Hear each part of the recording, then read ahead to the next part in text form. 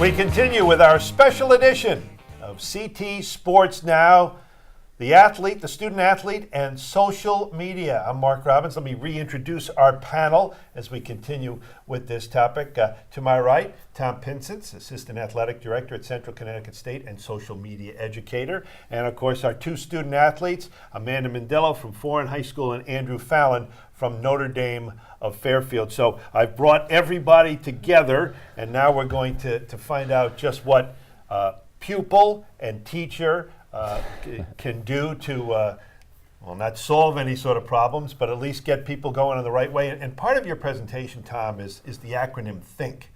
And talk about that, what it means and what it stands for. The acronym THINK stands for the words thoughtful, helpful, inspiring, necessary, and kind. And what we try to tell students when we talk, and it really started from my own kids, is before you post, think. So ask yourself, is what you're posting thoughtful? Is it helpful? Is it necessary? Is it kind? And if you can't answer yes to one of those, then it's probably not something that you should post or that needs to be posted. You don't need to post everything on social media, and that's one of the things that we try to educate and talk about. And when I was looking for kind of a catch or something to put up every time that I would tweet about this, the hashtag think came up. One, my kids said we have to put a hashtag on everything, and think is actually something that we have in our kitchen. It says before you speak, think, and it has those words on it.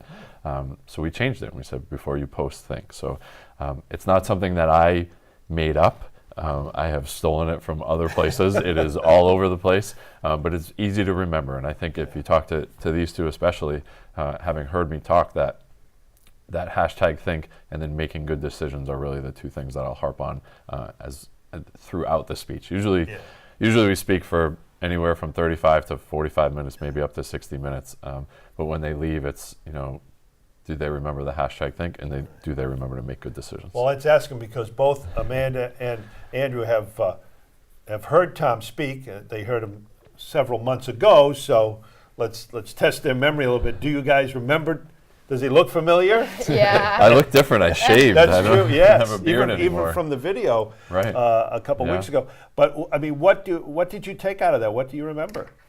I just think that his presentation was very helpful, and it actually makes you think before you post.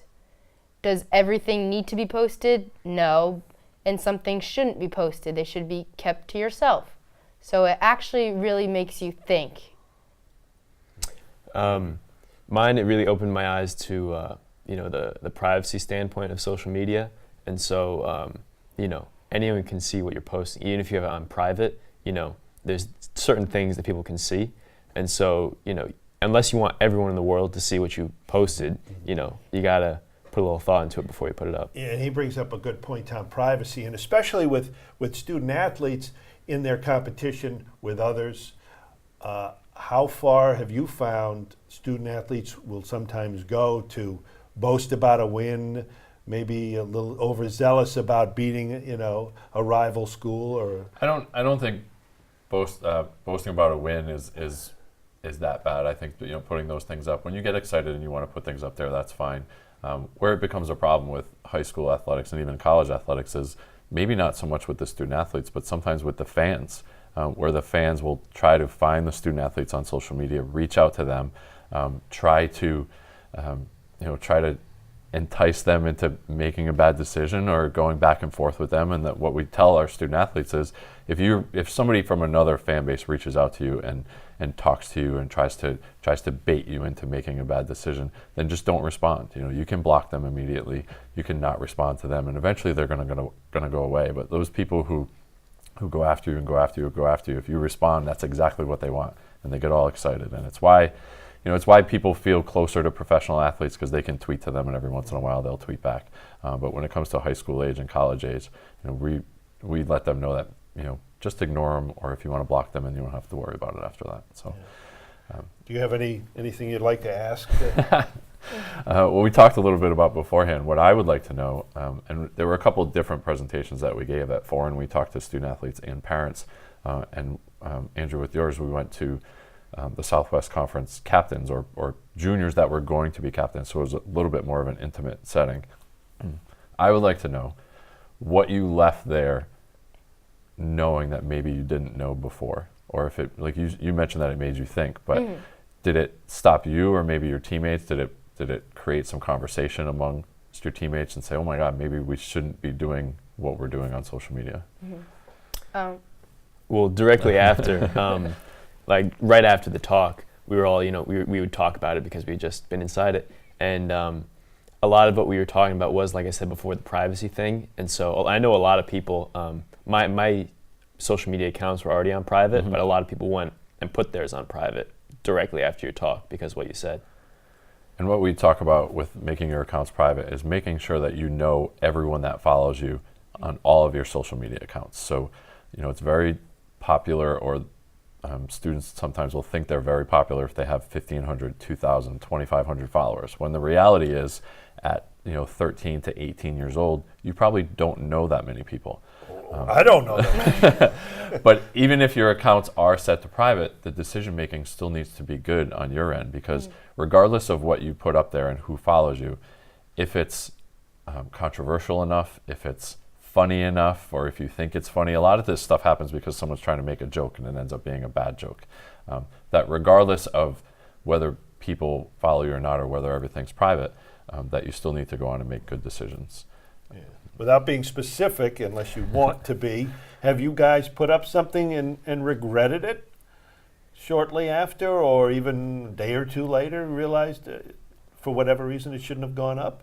No, because my parents follow me, so I know, and I think before I post, so nothing that I have posted do I regret. I don't really post all that much, and so like I said before, a good bit of thought goes into it when I do, and so as of yet, I haven't put anything up and regretted it. Go ahead. Well, one of the other things that we talk about, and especially with the middle school students, because so much of, I'll go up there and say, don't do this, don't do this, don't do this. And, students hear no, no, no, and immediately it becomes taboo. And they say, they don't want me to do this, so I'm going to go do it. So what we try to say is, if you do make a mistake, and we're all going to, I have done it. I posted something and 5 or 10 minutes later thought to myself, what am I doing? Why would I even bother doing that? And I've taken it down.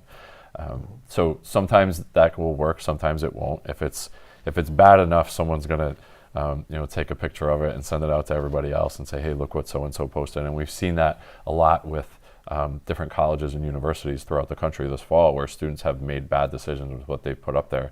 And eventually it's just gotten so viral that students have been expelled from their university or kicked off of teams for certain things that they've done.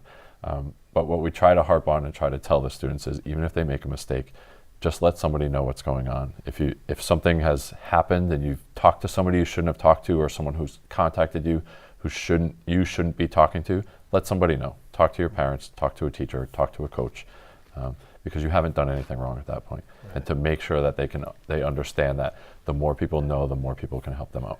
Before we take a break, I think it's very important. We have 2 student athletes here, and we have a college administrator on the other side. So, Tom, tell me and tell them and everybody listening how colleges are monitoring not only student athletes but prospective students in general. Colleges are taking they're taking the social media and looking for certain things, right? Well, right now, every college in the country will make decisions on whether you're admitted or not based on your social media account. So they'll search and they'll find and they'll see if that's the type of person they want to be at their university. College coaches will take it to another level. And if you're being recruited to play in college and want to go somewhere and play in college, that coach is going to follow you. And if you make bad decisions and you present yourself as someone who they don't want in their teams, they're going to stop recruiting you. I've seen it every day. My older brother's the head football coach at the University of New Haven. He will send me messages. He will talk to me about, hey, check out so-and-so, or here's somebody you might be able to use for your presentation because they've made a bad decision. So every day our coaches at Central and coaches that I know throughout the state and throughout the country will stop recruiting somebody based on what they put on social media, because for those college coaches who are going to spend 4 years with that student athlete, it's not worth the effort. It's not worth the time for somebody who's going to continually make bad decisions and not represent them well. To our students at Central, what we remind them with their social media accounts is that they're a representative of the school, the team, their coaches, their family, but most importantly themselves. So their responsibility is huge. And you know what? It's not fair to a lot of these kids. It's not fair to expect 15 to 18-year-olds to make perfect decisions every single time. Right. So what we're trying to do is help them make the right decision most of the time, and I think we're getting through. I think so too. We're going to take a quick break and come back and find out what we've learned in this special edition of CT Sports Now, the social media, and the student athlete. We'll be right back.